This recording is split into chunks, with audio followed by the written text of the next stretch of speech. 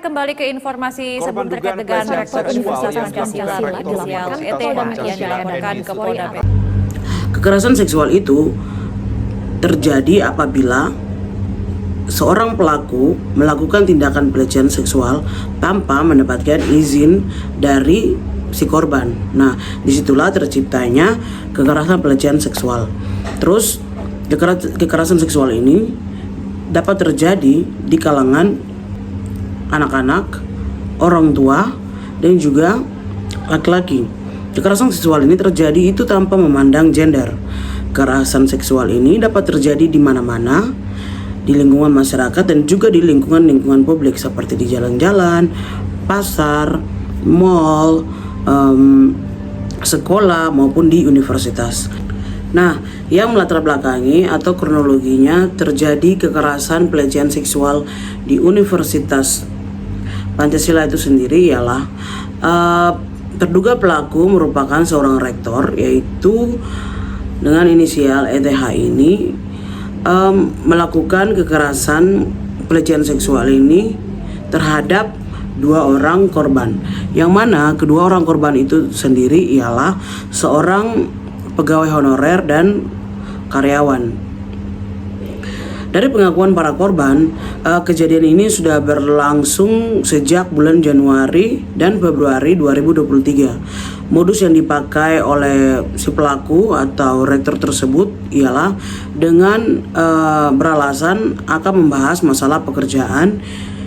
Nah, ketika korban yang pertama berada di ruangan si pelaku, ia mendapatkan tindakan yang tidak baik, yang mana sebagian tubuhnya itu sudah disentuh oleh si korban. Nah, dengan perasaan syok, gemetar, takut dan menangis, ia langsung lari keluar dari ruangan si pelaku. Nah, selang sebulan itu kejadiannya terjadi lagi kepada korban yang kedua, yang mana modus yang digunakan juga itu sama, untuk membahas masalah pekerjaan. Nah, korban yang kedua ini masuk ke ruangan si pelaku, terus duduk berhadapan dengan si pelaku. Namun tiba-tiba si pelaku ini memindahkan kursinya dan duduk di samping si korban. Nah, ketika itu si pelaku langsung mencium pipi dari si korban. Nah, dari situ si korban takut dan menangis, terus berkata, "Jangan gitu Prof, aku nggak mau." Tapi karena relasi kuasa, terus si pelaku ini mengatakan, katanya matanya merah, terus dimintai untuk meneteskan obat mata. Nah, karena relasi tadi seperti yang tadi saya sudah bilang, yaitu relasi kuasa. Nah, si karyawan ini dengan perasaan yang takut, dia meneteskan obat mata itu ke mata si pelaku. Nah, dari situlah si pelaku ini memegang bagian vital dari si korban yang kedua. Nah, dari situ si korban yang kedua menangis dan keluar dari ruangan si pelaku tersebut. Nah, dari kejadian ini kedua korban sudah melayangkan surat kepada yayasan, universitas juga, namun tidak ada tanggapan sama sekali dari pihak yayasan, universitas itu sendiri. Terus kedua korban ini memberanikan diri untuk melapor ke pihak polisi. Namun sementara ini itu sedang ditangani oleh Kemendikbudristek, akan menindaklanjuti peristiwa ini sesuai dengan Permendikbudristek tentang pencegahan penanganan kekerasan seksual atau PPKS, dan akan melakukan investigasi bersama pihak terkait. Tujuan kasus tentang kekerasan seksual yang dilakukan oleh Rektor Pancasila adalah adanya dugaan tindakan pidana pelecehan seksual. Kasus ini dilakukan oleh seorang pimpinan di sebuah universitas yang bernama Edi Toe Hernatno. Rektor tersebut melakukan tindakan pelecehan seksual terhadap pegawai yang berinisial RZ dan D. Kasus tersebut diduga adanya investigasi dan penuntutan hukum terhadap Edi Toehenato yang terbukti yang melakukan pelecehan seksual kepada kedua pegawai tersebut. Yang pertama, korban yang berusia 25 tahun yang mengalami shock berat ketika beberapa bagian tubuhnya digerayangi terduga pelaku tanpa persetujuan oleh korban tersebut. Dalam kondisi korban pertama mengalami ketakutan sehingga korban langsung keluar dengan menangis, shock dan diam. Selang sebulan, giliran korban kedua yang mengalami pelecehan seksual sehingga korban dipanggil untuk ke ruang rektor untuk membahas soal pekerjaan, sehingga korban lantas duduk di kursi yang berhadapan dengan terduga pelaku. Namun terduga pelaku ini perlahan bangkit dari kursinya dan duduk di dekat korban yang mengalami pelecehan tersebut. Rektor itu menghampiri dan mencium pipi korban. Korban langsung berdiri dan mau keluar dari ruangannya dengan mengatakan penolakan berkali-kali, tetapi terduga pelaku malah minta kepada korban untuk meneteskan obat tetes mata dengan dalih mata merahnya. Padahal korban ini menyatakan penolakannya. Dari peristiwa kasus pelecehan seksual yang di universitas ini memiliki tujuan, yaitu bagaimana cara mencegah agar supaya pelecehan seksual itu tidak terjadi, dan yang terakhir tujuannya adalah bagaimana cara mengatasi pelecehan di universitas tersebut. Kuasa hukum korban Amanda Mantovani mengungkapkan bahwa kedua korban mengalami kekerasan seksual di waktu yang berbeda. Berdasarkan keterangan kedua korban, kekerasan seksual terhadap RZ terjadi pada bulan Februari 2023. Sementara terhadap korban D terjadi pada sekitar Desember 2023 hingga Januari 2024. Studi kasus yang kami ambil yaitu kekerasan seksual di Universitas Pancasila, dan kami akan mengaitkan kasus ini dengan feminisme liberal, di mana yang menjadi fokus utama feminisme liberal adalah sosial dan politik. Sehingga feminisme ini memberikan kerangka untuk kita memahami dan menanggapi tentang kasus tersebut. Yang pertama itu feminisme liberal menekankan pentingnya hak asasi perempuan dan kesetaraan gender, di mana hal ini mencakup bebas dalam segala bentuk kebebasan dan pelecehan. Terkait kasus pelecehan seksual di universitas, di mana korban mengalami trauma berat dan mencari keadilan, menunjukkan pentingnya perlindungan hukum dan kebijakan yang seharusnya mendukung hak-hak ini.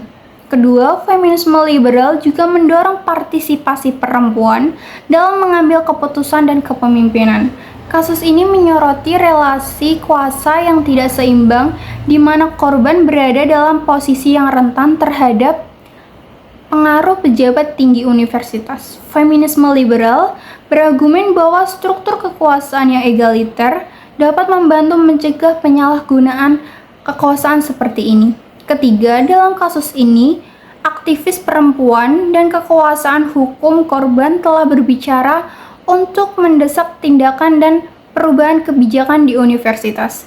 Ini sesuai dengan prinsip liberal yang mendorong advokasi dan aktivisme untuk reformasi sosial dan politik guna menciptakan masyarakat yang lebih adil dan setara. Secara keseluruhan, feminisme liberal memberikan pandangan bahwa kekerasan seksual bukan hanya masalah individu, tetapi juga merupakan hasil dari struktur sosial dan politik yang lebih luas yang memerlukan perubahan yang sistematik. Dalam kasus kekerasan seksual di Universitas Pancasila, prinsip-prinsip feminisme liberal dapat digunakan untuk menganalisis situasi tersebut dan mendorong perubahan yang akan melindungi dan memberdayakan korban serta mencegah kejadian serupa di masa yang akan datang. Jadi ya, solusi untuk menangani pencegahan terjadinya kekerasan pelecehan seksual di universitas yaitu peran kita sebagai dosen, mahasiswa, dan tenaga kependidikan, yaitu kita harus perbanyak diskusi dan kegiatan-kegiatan positif yang membahas dan terkait isu-isu hak asasi manusia, relasi kuasa, perspektif disabilitas, dan anti kekerasan seksual berdasarkan gender. Karena ketika kita berdiskusi tentang hal tersebut dapat meningkatkan kesadaran dan pemahaman kita tentang masalah kekerasan pelecehan seksual yang terjadi di lingkungan kampus. Terus kita juga sebagai dosen, mahasiswa, dan tenaga kependidikan, yaitu kita juga dapat mengikuti sosialisasi di kampus mengenai langkah-langkah anti kekerasan seksual. Nah, kita pahami hak-hak kita yaitu sebagai mahasiswa, dosen, dan tenaga kependidikan. Dengan cara melaporkan kasus kekerasan seksual jika ada teman kita atau teman kerja kita atau mahasiswa kita atau dosen kita atau orang-orang di sekitar kita yang mengalami kekerasan seksual di lingkungan kampus, yaitu dengan cara kita mencari tahu tentang Satgas PPKS, kita pelajari tentang Satuan Satgas Pencegahan Penanganan Kekerasan Seksual di Perguruan Tinggi, ketahui cara menghubungi mereka dan apa yang mereka lakukan dalam penanganan kasus pelecehan kekerasan seksual ini. Dan juga sebagai mahasiswa, dosen, dan tenaga kependidikan, kita juga terapkan relasi yang sehat, yaitu dengan cara berkomunikasi yang baik di luar kampus maupun dalam kampus, terutama cara saling menghormati, karena dengan hal-hal tersebut kita dapat mencegah terjadinya kekerasan pelecehan seksual di lingkungan kampus. Dan juga solusi untuk peran pengelola perguruan tinggi, yaitu sebagai pengelola perguruan tinggi, mereka itu memiliki tanggung jawab untuk menciptakan lingkungan yang aman dan bebas dari kekerasan seksual. Kepentingan terbaik seluruh warga kampus, yaitu ya mereka prioritaskan kepentingan terbaik bagi mahasiswa, dosen, tenaga kependidikan, dan mencangkup penyediaan sarana dan prasarana pendidikan yang aman, mekanisme pengaduan yang aman, serta tanda peringatan area bebas kekerasan seksual. Kita bisa mengambil kesimpulan bahwa kasus pelecehan seksual terhadap pegawai di Universitas Pancasila ini merupakan perilaku menyimpang dan bertentangan dengan sila kedua Pancasila. Sila kedua Pancasila ini yang berisi menekankan martabat manusia yang setara dan bebas harus mendapatkan perlindungan dan penghormatan istimewa dalam kehidupan bermasyarakat. Oleh karena itu, kasus pelecehan seksual yang dialami pegawai Universitas Pancasila tersebut membuat kemanusiaan perempuan ini dipangkas dalam superioritas laki-laki, di mana perempuan sebagai makhluk setara dan bebas dipangkas dalam relasi subordinitas antara laki-laki dan perempuan. Subordinitas ini memiliki sebagai makhluk moral dan bermartabat. Sebaliknya, kasus semacam ini menjadi masalah bersama yang perlu dientaskan dan dihadapi bersama, sehingga perempuan yang menjadi pelecehan seksual ini mendapatkan difusi sosial, yang artinya segala kebebasan perempuan dibatasi oleh sikap yang menutup diri dengan lingkungan sosialnya. Contohnya, korban akan membangun dinding pemisah dengan orang-orang di sekitarnya, menutup diri dengan segala kemungkinan yang membuat keluar dari persoalan yang ia hadapi.